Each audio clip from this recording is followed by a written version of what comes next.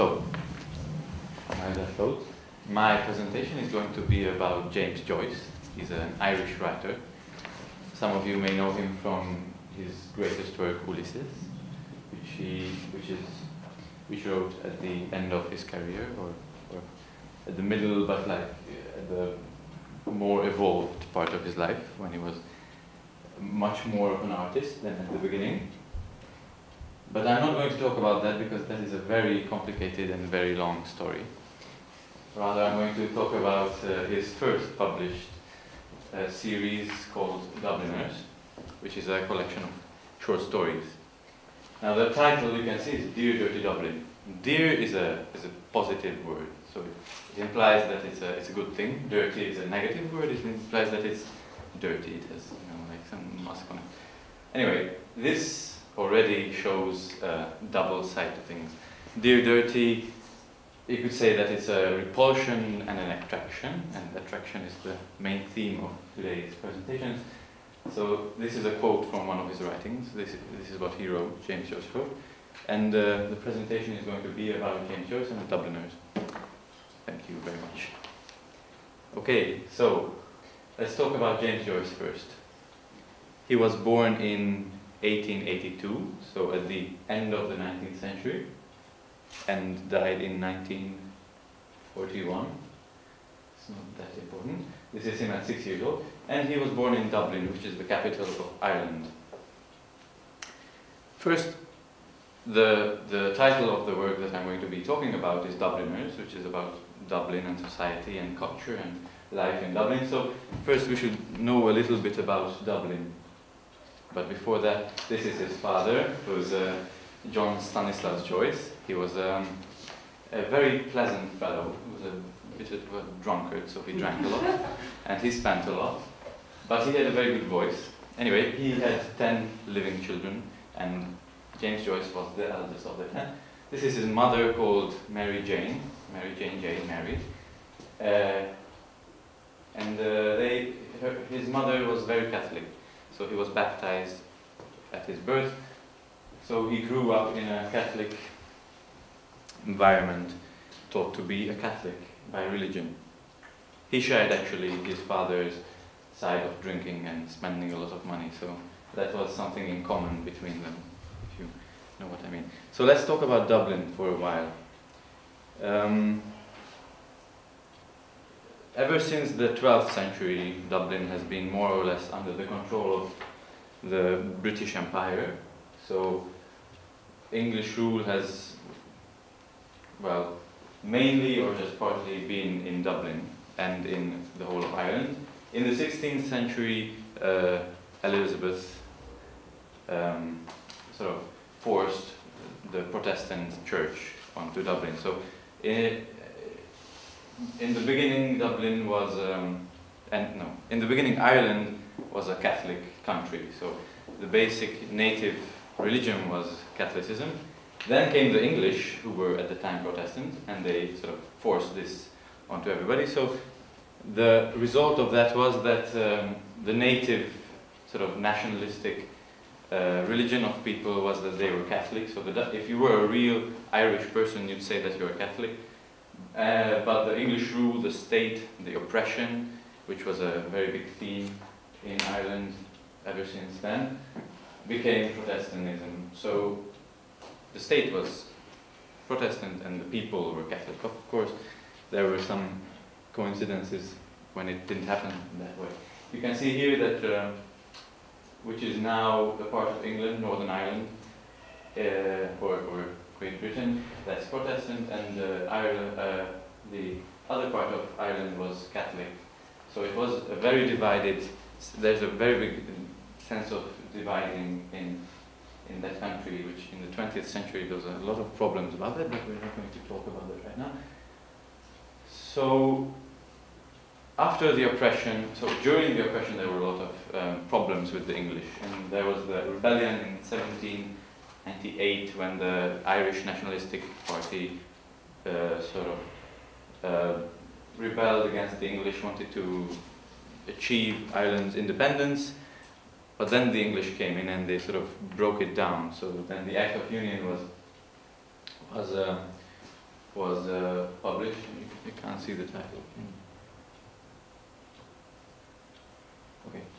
Act of Union was published, which sort of combined the two countries. This isn't so important. The important part is that during the 18th century, Dublin was sort of becoming a good place to live in, like a great city that was evolving, and economically and culturally it was becoming a nice place to live. Businesses were flourishing, and then the English came, and from the whole global spectrum, sort of Dublin was taken out of the picture, because it wasn't independent anymore. It was just a part of the United Kingdom of Great Britain and Ireland.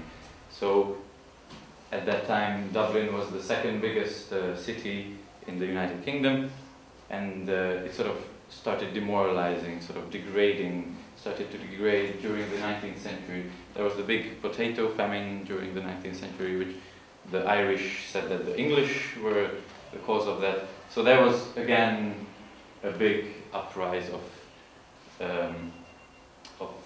nationalism and sort of wanting to be independent from England. Yes, a great big character of this independence was Charles Stewart Parnell. He was sort of the uncrowned king of Ireland. He was a political party member, Irish nationalist. They loved him very much, but then with a sort of scandal, he was Catholic, but then he had an affair with another woman, and so it got complicated, and he was posed as a bad person in the end. That's what you have to know. Anyway, he's going to appear in Joyce's work. So, at the second half of the 19th century, this nationalistic, independent, these ideas and ideologies started to rise in especially Dublin, but in the whole of Ireland. So this is Dublin. I'm hoping that you caught some of those things. So let's talk about Joyce. He was a Catholic. He went to Catholic schools, Jesuit schools, where he was this very strict sense of Catholicism was forced into him. This is Holmes's Wood College, and then in his later studies, he went to this other college, which is called Christian Brothers O'Connell School. It's not that important, but he was an excellent student at this time when he was young, in primary school. So not in college, not in university, but at primary school, he had a very good talent for languages, and this helped him to achieve great scores at school. Then his father. So they were middle-class people, upper middle-class people. His father was doing quite well when he was born, but his family, his father, because of his drinking and because of his spending, slowly started to degrade. So they had to move houses and became more and more poor. So they were sort of on a downhill road to poverty. But in the end, he did get into college, which is University College of Dublin, where he learned English, Italian and French. As you can see, he loved languages, and he was very good at those.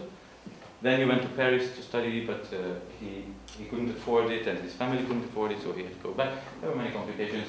Anyway, so in his younger years, when he was a child, this is very important in Joyce's works, this trifecta of being a child, being an adolescent or a teenager or something, 18 years oldish, and then being an adult. It's very important that he evolves through his works, in his works, and through his works, like what I'm going to talk about, the Dubliners, the very first published works of Joyce.